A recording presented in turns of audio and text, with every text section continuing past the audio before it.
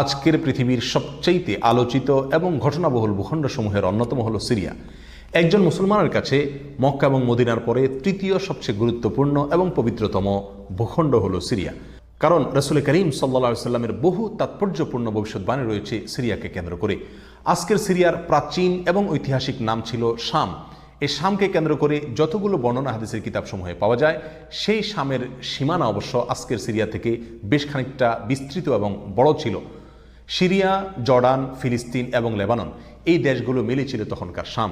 অবশ্য তখনকার শামের সবচেয়ে প্রধান এবং বড় অংশ যেহেতু আজকের সিরিয়ায়, সেই জন্য সিরিয়াকেই সাধারণত শাম বলা হয়।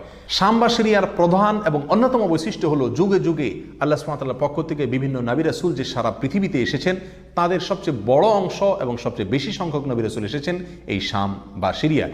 শাম বা সিরিয়া এটাই কিয়ামতের ময়দান হবে। কিয়ামতের দিন লোকেরা এখানেই সমবেত হতে থাকবে। এর বাইরেও শাম